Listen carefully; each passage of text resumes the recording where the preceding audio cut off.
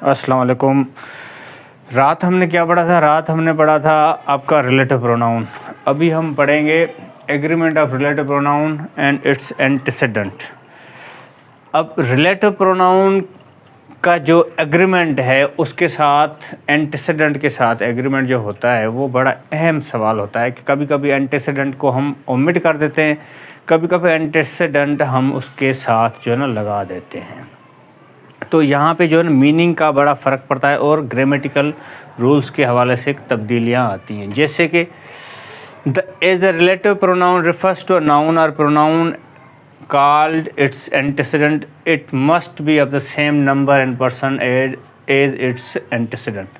अब relative pronoun, ज़ाहिर बात है, जब रिलेटिव प्रोनाउन हम बात कर रहे होते हैं तो वो किसी न किसी को क्या करेगा, इशारा करेगा, नाउन को इशारा करेगा या प्रोनाउन को इशारा करेगा। सही है। तो जब वो किसी नाउन या प्रोनाउन को रेफ़र करता है तो हम उसको क्या कहते हैं, एंटीसीडेंट कहते हैं। और उसके साथ ही लगा होता है, उससे पहले लगा होता है, नाउन से या प्रोनाउन से क्या लगा, रिलेटिव प्रोनाउन से पहले एंटीसीडेंट कहते हैं, जो कि नाउन या प्रोनाउन से पहले लगा होता है। इसी तरह अब इसमें ये बात समझनी है कि जो कि नाउन लगा होता है रिलेटिव प्रोनाउन के साथ या कोई ऐसा अल्फाज लगा होता है वो हमेशा नंबर और उसका जो आपका पर्सन है उसके साथ एग्री करना चाहिए। समझ रहे हैं? उसका एग्री होना चाहिए एंटीसीडेंट का किसी के साथ, रिलेटिव प्रोनाउन के साथ। क्योंकि ये जो एंटीसीडेंट है कि द वर्ब, क्योंकि आपका जो उसके साथ लगा होता है, the verb shows the number and the person of the relative pronoun. Verb क्या ज़ाहिर करता है? वर्ब ज़ाहिर करता है आपका कोई भी नंबर या कोई भी पर्सन, किसका? आपका रिलेटिव प्रोनाउन का। तभी जाके पता चलता है कि आपका जो एग्रीमेंट बन रहा है कि नहीं बन रहा है। जैसे कि the boy who was lazy, अब यहाँ पे बॉय है, ठीक है, बॉय के बाद हु है, हु वाज लगा हुआ है। वाज किस लिए लगा है? क्योंकि द बॉय एक बॉय है, खास पर्टिकुलर बॉय, इसलिए हमने वाज लगाया है। आगे चल के सेंटेंस में देखेंगे तो वहाँ पे वर्ब भी लगेगा और बॉयज हो जाएगा, इसीलिए the boy who was lazy was punished. वो लड़का जो कि सुस्त था उसको सज़ा दी गई। सही है। द बॉयज़ हु वर, अब यहाँ पे क्या एग्रीमेंट आ रहा है? द बॉयज़ द प्लूरल में है, हु वर, अब हु जो वर उठा रहा है, यहाँ पे हु क्या उठा रहा है? वाज उठा रहा है। तो यहाँ पे ये जो एंटीसीडेंट है, क्या एंटीसीडेंट है? द बॉय यहाँ पे एंटीसीडेंट है किसका? हु का। और यहाँ पर द बॉयज़ किसका एंटीसीडेंट है? हु का। ये किसके साथ एग्री कर रहे हैं? वर्ब के साथ एग्री कर रहे हैं। The boys who were lazy were punished, जो वो लड़के जो कि सुस्त थे उनको सज़ा दी गई। इसी तरह आपका मतलब कि यहाँ पे जो कि नाउन है जो कि एंटीसीडेंट होता है रिलेटिव प्रोनाउन का, उसका वर्ब के साथ एग्री करना लाजमी है, वरना सेंटेंस आपका गलत हो जाता है। ये बात कर रहा है। इसी तरह but the case of the relative pronoun depends upon its relation to the verb in the class in which it occurs.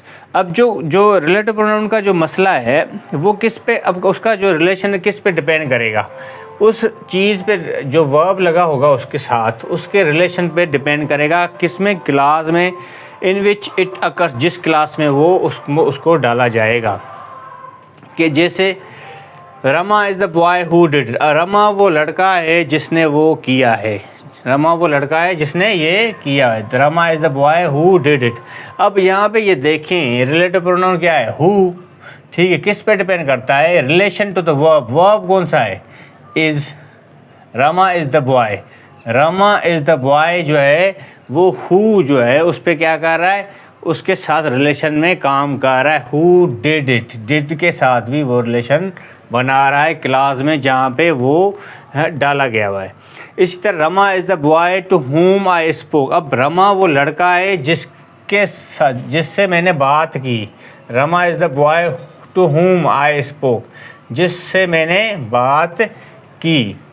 तो ये जो है आपका रिलेटिव प्रोनाउन है, ठीक है, उसका रिलेशन वर्ब के साथ जिस क्लास में वो लगाया गया है, जिसमें वो उसको जो ना वहाँ पे जो ना डाला गया है, वहाँ पे उसके साथ क्या होता है? वो उसका रिलेशन बना रहा है कि भाई रमा वो लड़का है जिसके साथ मैंने बात की, रमा वो लड़का है जिसने ये काम किया। ये बात हो रही है। यहाँ पे ए के इसलिए बॉय और हु लगा दिया, ठीक है, और उसके एग्रीमेंट में आ रहा है, ठीक है। यहाँ पे भी whom जो है आप किसको कह, रमा को जो है ना, ये जो बॉय है जो कि रेफ़र बैक कर रहा है रमा के हवाले से, तो whom दोनों को आपको क्या कर रहा है, रेफ़र कर रहा है। तो यहाँ पे क्या हुआ, यहाँ पे आपका relative pronoun depends on its relation to the verb in the class in which it occurs. आपका जो रिलेटिव प्रोनाउन का जो डिपेंडेंस है, जो कि दारो मदार है, वो अपने वर्ब के रिलेशन के साथ वो उसका जुड़े रहेगा, जिसमें भी वो, जिस क्लास में भी वो उसको जो ना इंटर किया जाएगा, उसमें जो इस्तेमाल किया जाएगा। ये बात कर रहा है कि एग्रीमेंट ऑफ द आपका क्या होगा, रिलेटिव प्रोनाउन इट्स एंटीसीडेंट कैसे हो रहा है। आगे बढ़ते हैं। जैसे कि अब ये position of the relative pronouns है। पोजीशन ऑफ रिलेटिव प्रोनाउन बड़ी इंपॉर्टेंट चीज़ है। इस पोजीशन की वजह से अक्सर जुमले गलत हो जाते हैं या एम्बिगुइटी आ जाती है, आपकी अनक्लियरिटी आ जाती है। क्या भाई, अनक्लियर हो जाता है, चीज़ें काफ़ी एम्बिगुअस हो जाती हैं। मसलन कि टू प्रिवेंट, अब इसकी पोजीशन क्यों इंपॉर्टेंट है, क्योंकि हम क्या करते हैं, एम्बिगुइटी को रोकने के लिए हमने जो position of the relative pronoun को बेहतर करना होता है, ठीक है। Relative pronoun should be placed as near as possible to its antecedent. Relative pronoun को कोशिश यही की जाती है कि अक्सर क्या किया जाता है, रिलेटिव प्रोनाउन को उसके एंटीसीडेंट के साथ लगाया जाता है, एंटीसीडेंट के साथ लगाया जाता है। अब एंटीसीडेंट के साथ लगाते हैं तो उसकी जो पेचीदगी है, क्या जो परेशानी वाली है, जो मुबहम चीज़ हो जाती है, तो उसको वो दूर कर देता है, प्रिवेंट कर देता है एम्बिगुइटी को। कैसे, जैसे अब यहाँ पे ये देखना है आपने, ये देखें जुमला, the boy who won the first prize in English. लड़का, द बॉय, जिसने क्या किया, जीता पहला प्राइज अंग्रेज़ी में, is the son of my friend, जो कि बेटा है मेरे दोस्त मिस्टर जोशी का, ठीक है। ये यहाँ पे अब क्या है, ये बिल्कुल आपको बता रहा है कि भाई आपका जो आप जो बात कर रहे हो वो है क्या बात, ठीक है। The boy who won the first prize in English is son of my friend mister Joshi. अब ये बात हो रही आगे। अब इसका दूसरा सेंटेंस पढ़ेंगे, फिर आपको ज़्यादा क्लियरिटी आएगी कि it would mean something quite different if we separate the relative pronoun from its antecedent and say the boy is the son of my friend mister Joshi who won the first prize. अब यहाँ पे ये देखें, the boy is the son of my friend. अब the लड़का बेटा है किसका, मेरे दोस्त का, मिस्टर जोशी जो कि दोस्त है मेरा, जिसने जीता क्या, फर्स्ट प्राइज। यहाँ पे क्या आ जाता है, यहाँ पे आपकी आ जाती है एम्बिगुइटी कि भाई देखें, एक लड़का वो मेरे दोस्त का बेटा है, क्या कह रहा है, the boy is sun of my friend, ठीक है। लड़का क्या है, दोस्त, बेटा है किसका, मेरे दोस्त का। कौन सा मेरा दोस्त है, द मिस्टर जोशी। अब यहाँ पे हु लगा दिया इसने, हु अब किसको रेफर बैक कर रहा है, जोशी को। अब जोशी ने तो इनाम जीता ही नहीं था, जीता तो लड़के ने था इनाम, द बॉय ने। अब यहाँ पे एम्बिगुइटी आ गई, इसलिए अब ऊपर वाला सेंटेंस पढ़ेंगे, द बॉय हु वन। अब बॉय जिस लड़के ने पहला प्राइज जीता अंग्रेजी में, क्या है, वो बेटा है मेरे दोस्त का, मेरे दोस्त का बेटा है। अब मेरा दोस्त क्या है, मिस्टर जोशी। क्लियरिटी आ गई यहाँ पे। तो यहाँ पे आप ज़्यादा क्लियर हो और यहाँ पे ज़्यादा एम्बिगुअस हो जाता है जुमला। Again such a sentence is I have read Gokhale's speeches who was a disciple of Ranade, ठीक है, would be improved if changed. अब कह रहा है कि भाई एक जुमला है, कौन सा जुमला, एक जुमला ये है कि भाई मैंने पढ़ा था गोखले की स्पीचेस को, ठीक, आई हैव रेड गोखलेस स्पीचेस, ठीक है। अब गोखले स्पीचेस मैंने पढ़ी, हु वाज अ डिसाइपल। अब गोखले स्पीचेस के बाद कामा आ रही है, फिर कह रहा है who was a disciple of Ranade, जो कि रनाड का क्या था, फॉलोवर था, शागिर्द था, ठीक है, डिसाइपल था। अब कह रहे हैं इसको चेंज कर सकते हैं, इसको बेहतर कर सकते हैं। कैसे, अगर हम कह रहे हैं इस तरह करें, आई have read the speeches of Gokhale, मैंने पढ़ी हुई हैं, मैंने क्या स्पीचेस पढ़ी हुई हैं गोखले की। हु, गोखले, अब गोखले की बात कर रहा है। हु वाज अ डिसाइपल, जो कि क्या था, डिसाइपल था किसका, रनाड का। क्लियर हो गया। ऊपर वाला जो सेंटेंस है वो एम्बिग्यूअस है। अब किसकी वजह से एम्बिग्यूअस है कि आपने जो भाई रिलेटिव प्रोनाउन को लगाया है वो एंटीसीडेंट के साथ नहीं लगाया ना। देखें मैंने पढ़ी है गोखले स्पीच, फिर लगा दिया हु। अब स्पीचेस के बारे में या गोखले के बारे में पता नहीं चल रहा। तो यहाँ पे अगर आप आए, आई have read the speeches of Gokhale, Gokhale की मैंने तकरीरें पढ़ी हैं, हु, अब गोखले के साथ कामा आ गया तो गोखले को साथ लगा दिया हु वाज अ डिसाइपल, जो कि था, किसका फॉलोवर था, डिसाइपल था रनाड का। तो यहाँ पे ज़्यादा क्लियरिटी आ रही है कि क्योंकि आपने यहाँ पे भाई रिलेटिव प्रोनाउन को अपने एंटीसीडेंट के साथ रखा हुआ है। तो यही बात ऊपर कह रहा है, the position of the relative pronoun बहुत मैटर करती है कि भाई आप कोशिश करो कि रिलेटिव प्रोनाउन को एंटीसीडेंट के साथ रखो, कामा दे के रखो या बगैर कामा दे के रखो, पर रखो साथ, ताकि मीनिंग में क्लियरिटी आए, एम्बिग्विटी ख़त्म हो जाए। इसी तरह so also the following sentence requires to be rear. अब नीचे वाला जुमला है जो मैंने इसको जानबूझ के रीअरेंज नहीं किया ताकि आप इसको करो और आपकी प्रैक्टिस हो जाए कि भाई देखें, I with my family resided in a village, मैं अपनी फैमिली के साथ रहता हूँ गाँव में, नियर पुणे, पुणे में, नियर पुणे, पुणे के साथ ही है, करीब है। विच कंसिस्ट ऑफ, अब which consist of my wife and 3 children. अब विच का मतलब क्या है, विच का मतलब यहाँ पे लगा दिया, ये तो पुणे के साथ लगा हुआ है, क्या पुणे में, पुणे के पास है एक वाइफ और 3 चिल्ड्रेन। तो यहाँ पे एम्बिग्विटी आ रही है जुमले में। आप इसको रीअरेंज करो, कैसे रीअरेंज करोगे, सबसे पहले तो आप इसको रीअरेंज करके प्रैक्टिस करो, फिर बाद में आप ये वीडियो दोबारा सुन के आप इसको करना, ये मैं अब ये करवा रहा हूँ तो फिर बाद में आप सुनो ताकि आपकी प्रैक्टिस हो जाए। कैसे करना है आपने, सबसे पहले भाई आप करो कि भाई आई रिजाइड, क्या मैं रिजाइड करता हूँ, कहाँ पे, इन अ विलेज, एक गाँव में, ठीक है, आई रिजाइड इन अ विलेज, एक गाँव में, नियर पुणे, अब वो गांव क्या है, पुणे शहर, पुणे शहर के करीब है, ठीक है, यहाँ पे लगा दिया आपने। फिर आप फैमिली, विद माय फैमिली लगाओ उसको, विद माय फैमिली। आप कैसे करोगे, I resided in a village near Pune with my family, with my family के बाद आप कामा दो या कामा दे के आप करो which consist of my wife and 3 children. अब ये जो है इसके साथ लगेगा ना तो क्लियरिटी ज़्यादा आएगी। तो आपने सबसे पहले इसकी प्रैक्टिस करनी है, उसके बाद ये वीडियो सुन के ना आपने ये करेक्शन करनी है ताकि आपकी प्रैक्टिस हो जाए। इसी तरह हम आगे चलते हैं कंपाउंड रिलेटिव प्रोनाउन की तरह। कंपाउंड रिलेटिव प्रोनाउन को करते हैं। कंपाउंड रिलेटिव प्रोनाउन क्या होते हैं कि pronouns formed by adding ever, so, or, so, ever, to, who, which and what are called compound relative pronouns. भाई ऐसे प्रोनाउंस ऐसे अल्फाज जैसे कि एवर हो गया, सो हो गया, सो एवर हो गया, किन के साथ लगाओगे आप, हु के साथ लगाओगे, विच के साथ लगाओगे, एंड वाट के साथ लगाओगे, तो ये बन जाएंगे रिलेटिव कंपाउंड रिलेटिव प्रोनाउंस, ठीक है। इसी तरह अब ये किस तरह है अल्फाज को, कैसे कैसे अल्फाज बनते हैं भाई, हु एवर हो गया, हु सो हो गया, हु सो एवर हो गया, विच एवर हो गया, वाट एवर हो गया, वाट सो एवर हो गया। ये इस तरह के अल्फाजों को हम कहते हैं कंपाउंड रिलेटिव प्रोनाउंस।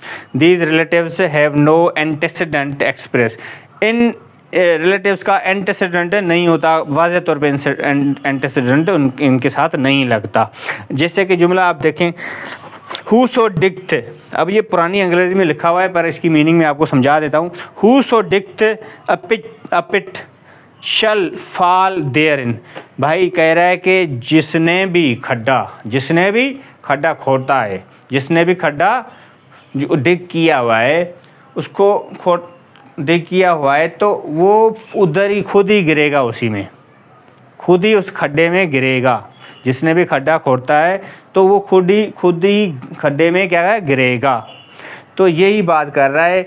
अब आगे देखें दूसरा सेंटेंस, हु के बाद देखते हैं, whatsoever thy hand finds, whatsoever thy hand finds to do it with thy might। कह रहे जो भी आपका हाथ को मिलता है करने के लिए, कहते हैं जो भी आपके हाथ लगे करने के लिए तो आप करो अपनी ताकत के साथ।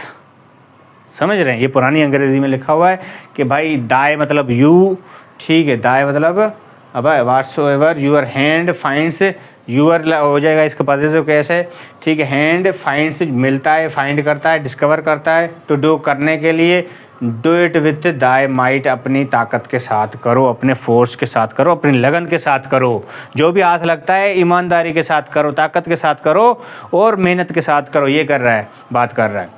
तो आगे चलते हैं। इस तरह the farms whoever, whichever and whatever are now ordinarily used। अब जो फार्म्स हैं, कौन सी शक्लें, whoever, whichever या whatever है, वो आम तौर पे आजकल इस्तेमाल होते हैं। जैसे कि whoever comes is welcome, जो भी आएगा उसको खुशामदीद कहा जाएगा। ये बात है, whoever comes is welcome।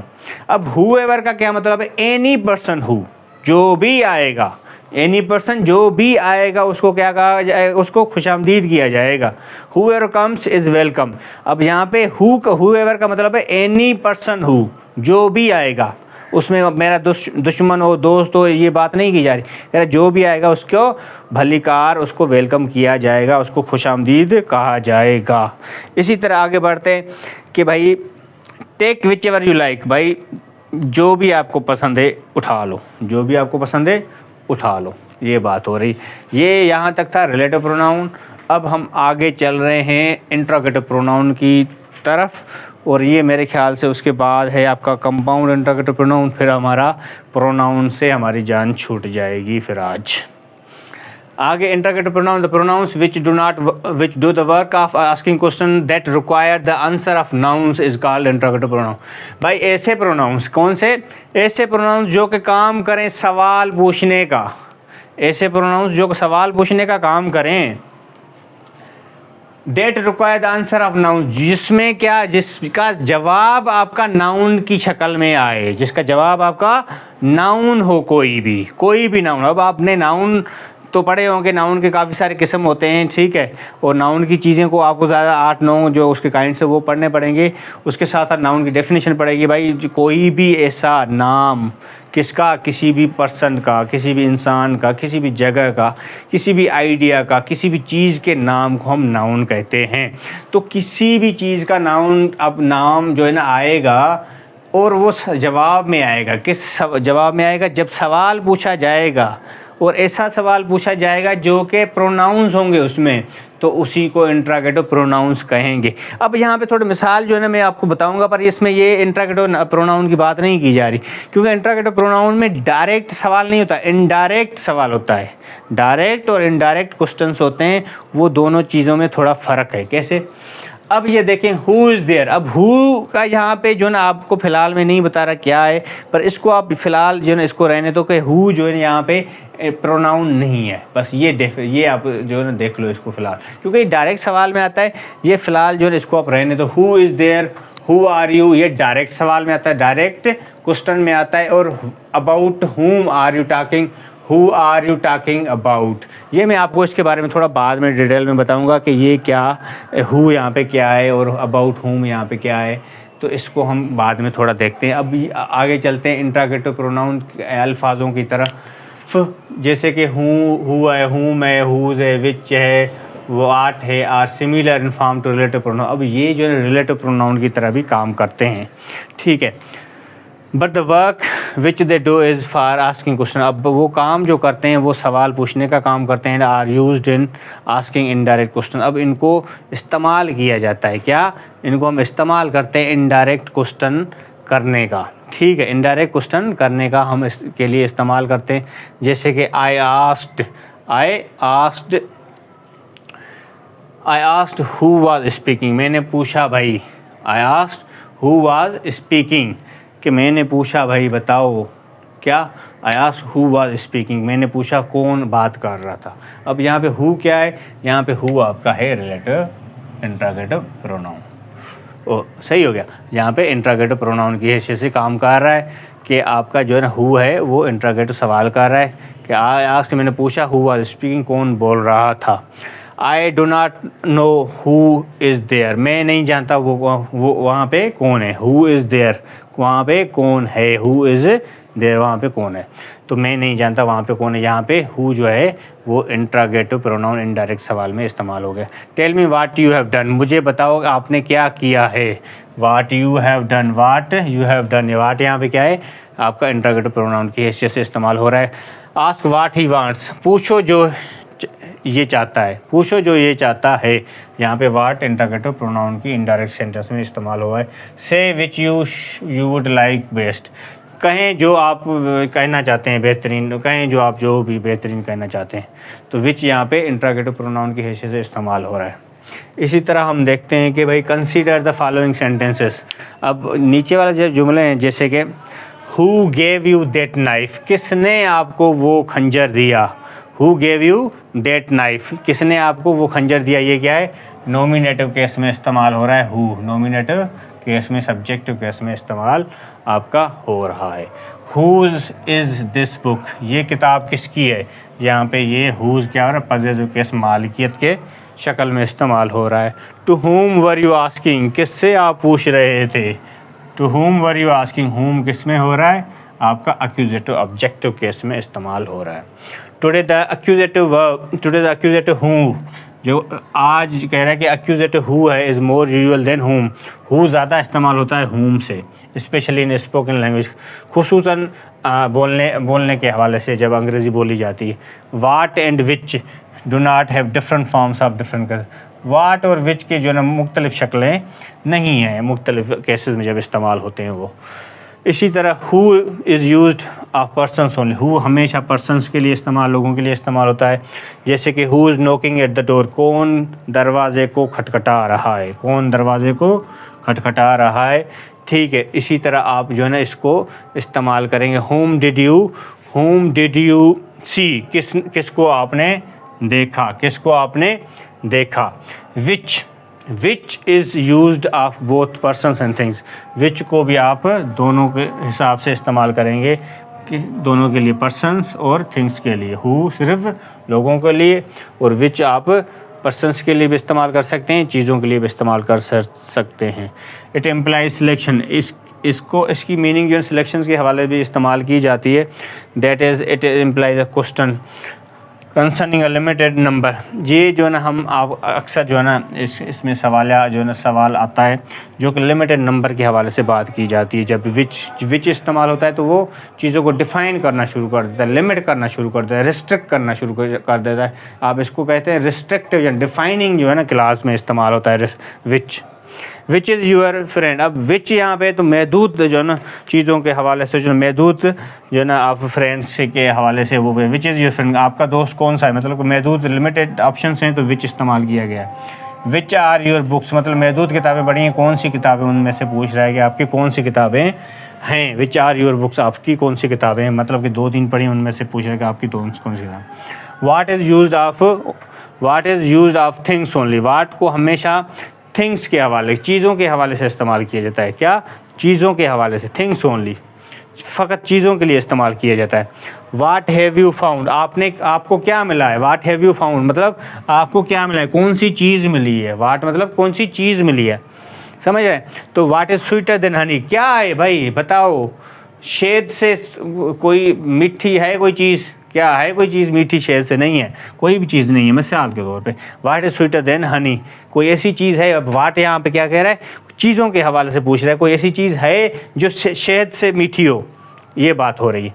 Watt have you done मतलब कोई ऐसा काम किया है आपने जो कि बस तारीफ़ के लायक हो, इस तरह की बात किया। In such expressions as what are you, ऐसे एक्सप्रेशन जिसमें कह रहे हैं what are you. What are you का क्या मतलब है, वाट आर यू का मतलब है कि आपका प्रोफेशन क्या है, आप क्या करते हो, समझ रहे। वाट आर यू का मतलब क्या है, आप क्या करते हो। वाट आर यू यहाँ पूछा जा रहा है कि क्या करते हो, तो यहाँ पे जवाब क्या आएगा आपके, भाई मैं क्या करता हूँ, जो आप करते हो वो आप बताएंगे। वाट इज़ ही, आप मतलब वाट इज़ ही का मतलब है ये क्या करता है, फैमिली के हवाले से पूछ रहा है या उसका नाम पूछ रहा है, तो ये बात हो रही है। वाट इज़ दिस मैन, ये बंदा क्या है, ये बंदा क्या है। तो इस तरह के जो सवाल होते हैं इनकी मीनिंग क्या है। द वर्ड वाट, जो वर्ड वाट है, does not refer to the person, वो रेफ़र नहीं करता लोगों को, लोगों की तरफ इशारा नहीं करता, ठीक है। बट टू हिज प्रोफेशन, पर उसका प्रोफेशन की तरफ इशारा करता है, या एम्प्लॉयमेंट जहाँ पे वो जॉब वगैरह करता है वो उसके हवाले से बात कर रहे हैं यहाँ पे वाट।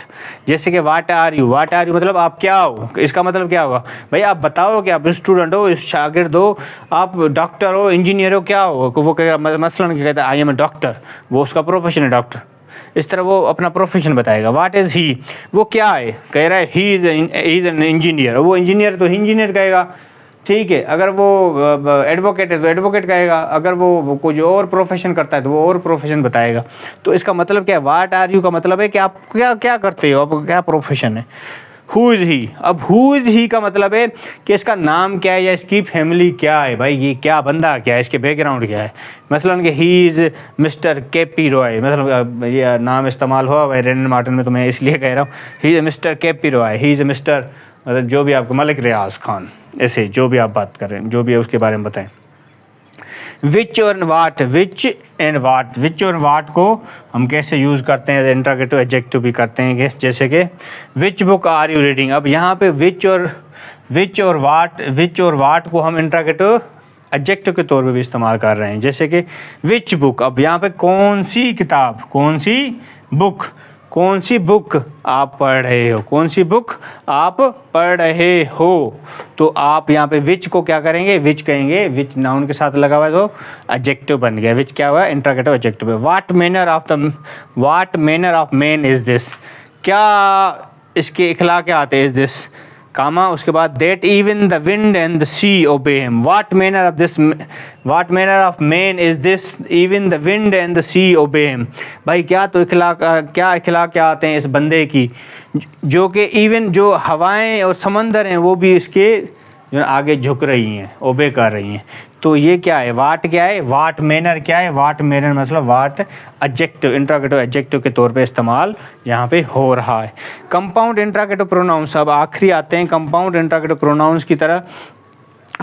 तो आप देखते हैं कि हु टोल्ड यू सो, किसने बताया ऐसा आपको, तो who ever told you so, who ever क्या है यहाँ पे, हु एवर है आपका कंपाउंड इंट्रोगेटिव प्रोनाउन, सवाल भी पूछ रहा है और कंपाउंड का भी काम कर रहा है।